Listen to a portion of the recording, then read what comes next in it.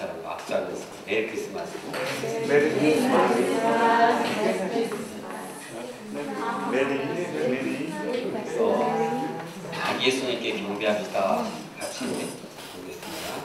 아기 예수님께 경배합시다.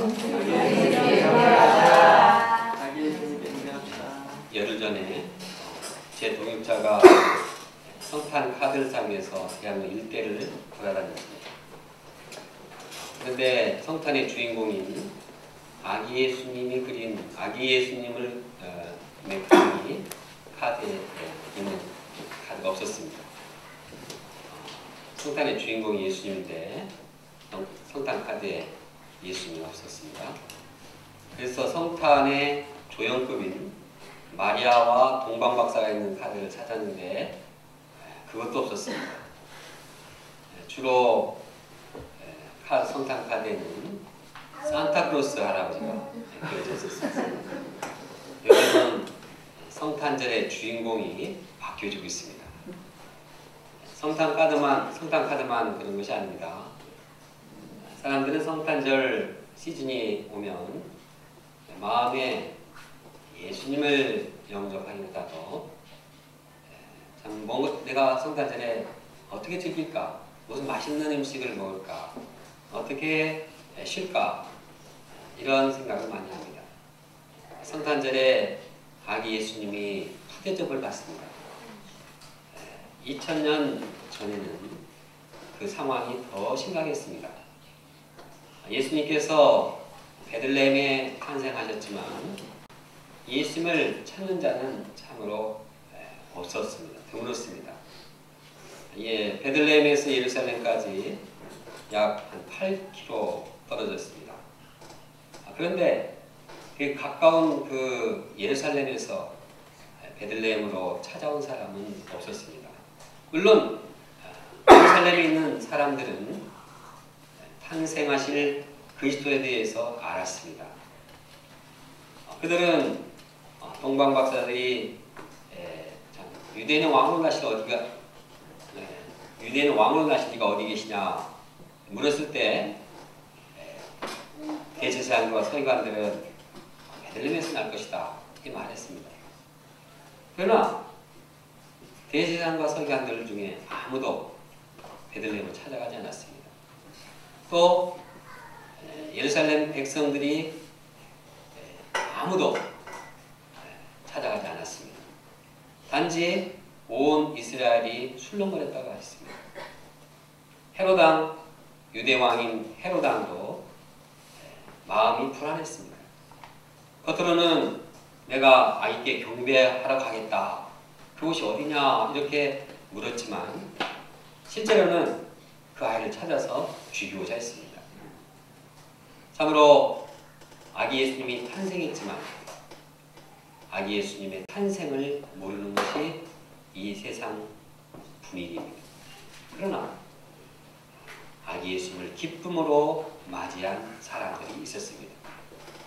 그들은 먼 동방에서 온 박사들이었습니다. 오늘 우리는 동방 박사들을 통해서 성탄절을 맞이하는 우리의 자세가 어떻게 하는가 배우기를 원합니다.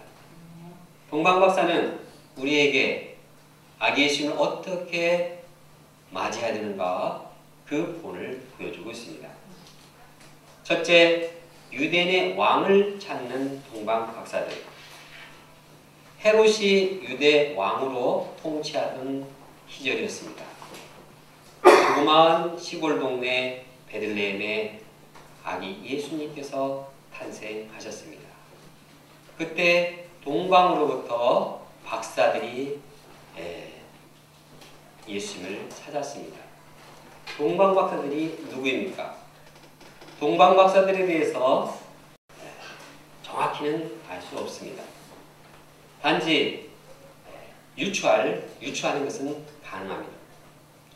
먼저 그들이 황금과 또 유향과 몰약을 드렸다는 것을 볼 때 그들은 참 부자였다라고 볼 수 있습니다. 또 찬송가에 보면 Three Kings, 왕으로 그들을 말하고 있습니다. 또 Wise Men이라고 표현하기도 합니다. 현자입니다. 그들은 인생과 나라와 세계 문제들을 연구하고 이를 해결하기 위해서 고심한 학자들이었습니다. 또 그들은 역사가들의 말에 의하면 많은 권력을 가진 이러한 페르시아에서 온 이러한 지도자들이라고 말하고 있습니다. 그들은 동방박사들은 군인과 노예들을 거느리고 있었습니다. 그래서 큰 무리를 이끌고 예루살렘을 향해서 유대인의 왕을 나신 그 장소를 찾아오게 되었습니다. 그 무리가 엄청 큰 무리였기 때문에 헤롯 왕은 놀라지 않을 수 없었습니다. 온 예루살렘이 술렁거렸습니다. 외교 정책상 헤롯은 이 거대한 나라에서 동방박사들이 큰 무리를 이끌고 오는데 외면할 수가 없었습니다. 그래서 그들을 헤롯 왕궁에 초청하여 정상회담을 갖게 되었습니다. 동방박사들은 별의 주인공이 유대인의 왕이니까 유대인의 도시 예루살렘에 있는 것으로 짐작하고 예루살렘에 왔습니다. 그래서 그들은 물었습니다. 유대인의 왕으로 나시니까 어디 계십니까? 그들은 유대인의 왕을 찾았습니다. 유대인의 왕이란 누구입니까? 유대인의 왕이란 유대인 출신, 유대인 후손에서 난 그리스도라는 뜻입니다.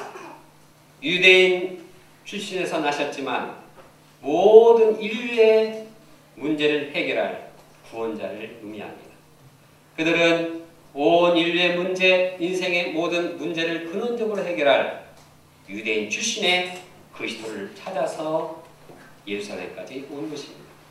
그렇지 않다면 그들이 국경을 넘어서 다른 나라에까지 그 많은 막대한 비용을 지불하면서 희생을 각오하면서 찾아올 리가 없었습니다. 그들은 밤에 여행을 해야만 했습니다. 별을 보고 따라가기 위해서는 힘든 밤 여행을 계속해야 했습니다. 그런 그들의 모든 수고는 유대인의 왕을 찾고자 하는 그리스도를 찾고자 하는 열망 때문이었습니다. 그러면 어떻게 그들이 유대인의 왕에 대해서 알게 되었을까요?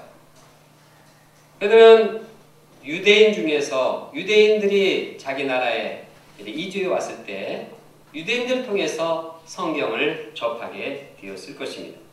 구약 민수기에 하면 한 별이 야곱에게서 나오며 한 규가 이스라엘에게서 일어나서 모압을 이쪽에서 저쪽까지 쳐서 무찌르고 또 셋의 자식들을 다 멸하리로다 라고 말씀했습니다.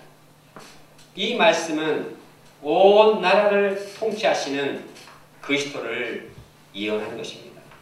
로마 역사가에 의하면 이 소식이 동방 전역에 퍼져 있었다고 합니다. 그런데 어느 날 하나님께서는 그 그리스도를 나타내는 별을 보냈습니다. 이를 본 동방박사들은 주저하지 않고 별의 주인공인 유대인의 왕을,